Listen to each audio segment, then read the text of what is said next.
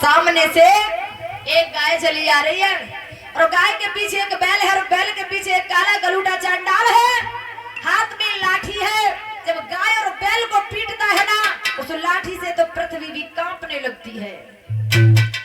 गाय ने जब दूर से परीक्षित को देखा तो अपनी भाषा में आवाज लगाने लगी है, कौन है आज मेरी लाज बचाने आए,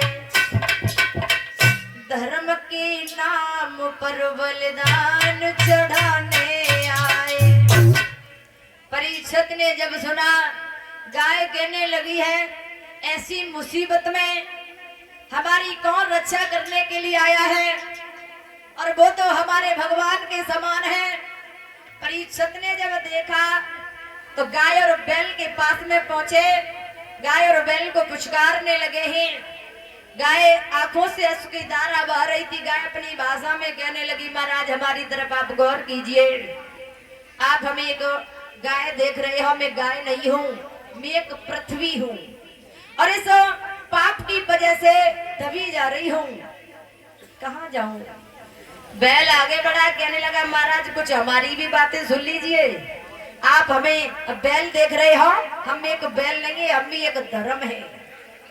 और इस पृथ्वी पर इतना पाप हो रहा है, लेकिन इंसान हमें तो ठीक से जीने भी नहीं दे रहा है। आप देख रहे हैं पीछे खड़ा है, मार मार करके बेहाल कर रहा है। कलियुग कहने लगा, महाराज अब आप हमारी तरफ भी गौर कर लीजिए। परीक्षित उसी समय और चीखने लगे, कहने लगे, खड़ा हो जा। गाय और बैल को मारना चाहता है। गाय हिंदू धर्म में एक माँ है, इस माँ की पूजा किया जाती है और आप उसे ही मारना चाहता है। परीक्षित बोले हैं,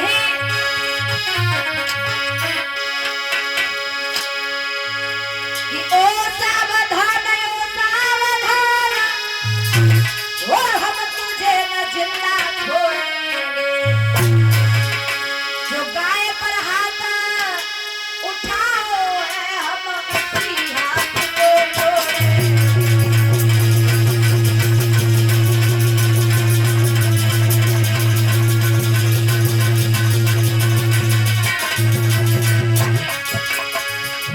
परीक्षित कहने लगे, खड़ा हो जा, अगर आगे बढ़ा समझ लेना।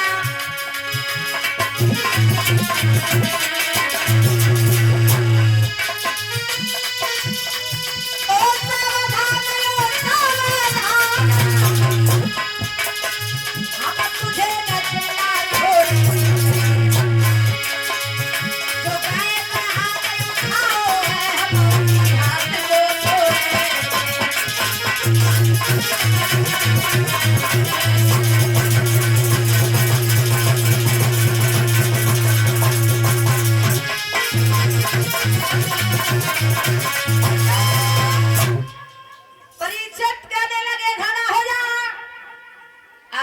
तुझे जान से मार देंगे।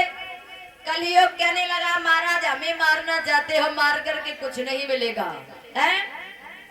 आपको नहीं मालूम है हमारे युग में वो होने वाला है जो सतयुग में, द्वापर में, त्रेता युग में नहीं हुआ, वो कल युग में होगा है? बोले क्या होगा इस कलयुग में? कलयुग कहने लगा सुना महाराज, सतयुग में, द्वापर में, त्रेता युग में इंसान भगवान की भजन करता था, तपस्या करता था और एक दो दिन नहीं, एक दो महीना नहीं, वर्षे से व्यतीत हो जाती थी भगवान का भजन करते करते, तपस्या करते करते, लेकिन कभी भगवान की प्राप्ति नहीं हुआ करती थी, कभी भगवान के दर्शन नहीं होते थे, लेकिन पाप भले ही कम होता था लेकिन भगवान की उन्हें कभी दर्शन भी नहीं होते थे। लेकिन हमारे इस कल युग में इंसान भले ही एक बार भगवान का नाम क्यों नहीं ले ले, और लेकिन भगवान के दर्शन ही हो जाएंगे। और बोला सुनो महाराज, हमारे इस कलयुग में क्या होगा?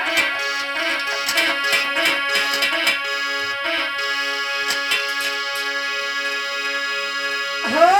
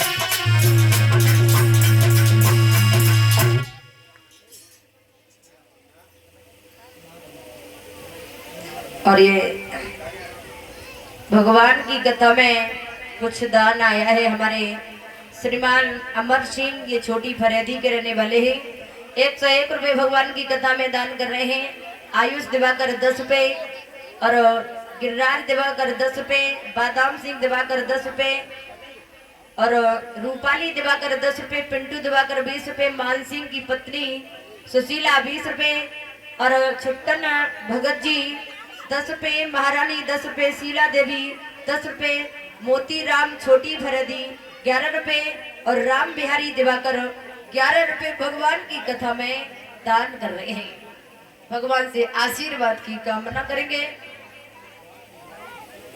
बोलिए गोविंद भगवान की। इधर कलयुग कहने लगा है महाराज आप हमें मारो ना, हमें कहीं रहने के लिए जगह बताओ जहाँ पर हम रह सके।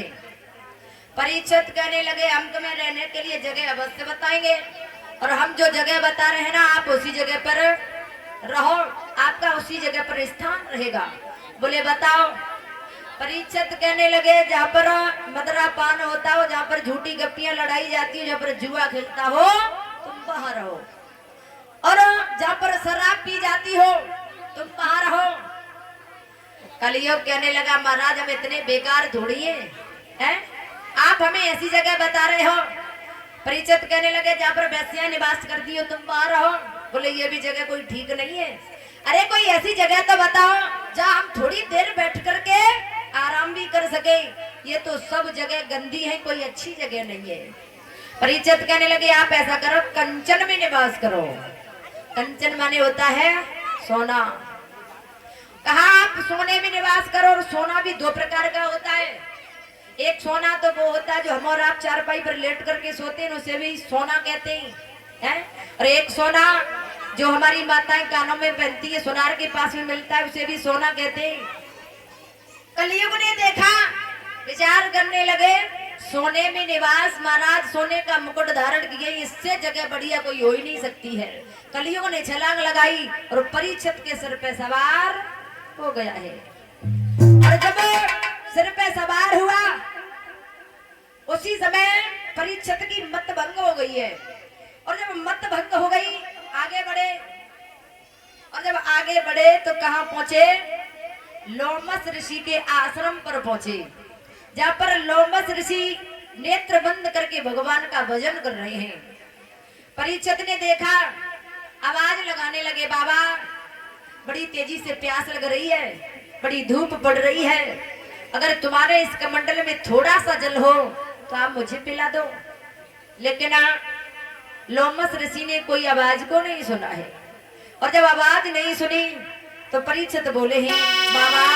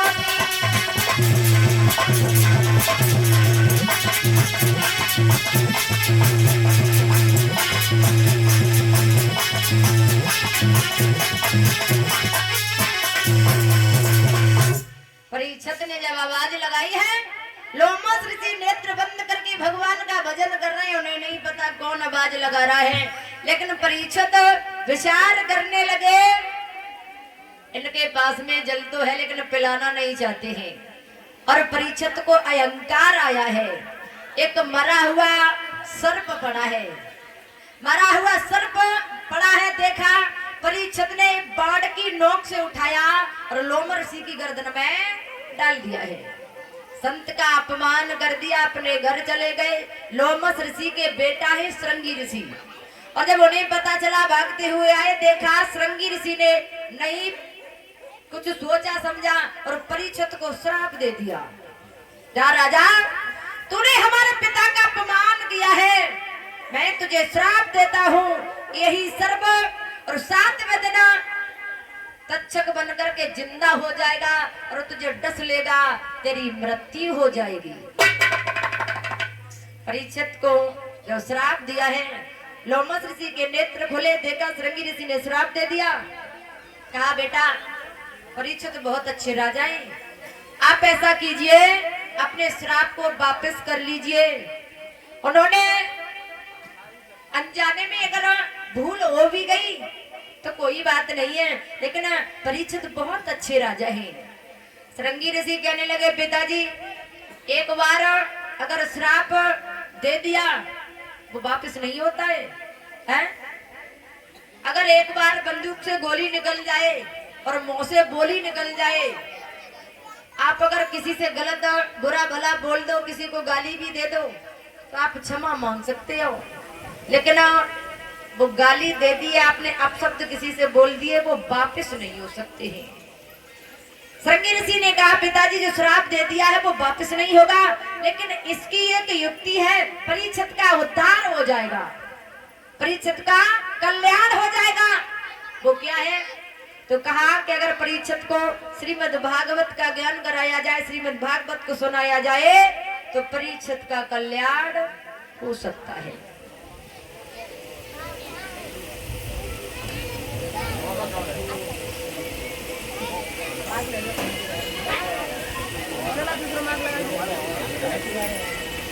ये और सभी लोग भगवान के नाम का छोटा सा कीर्तन बोलेंगे, उसके बाद में देखेंगे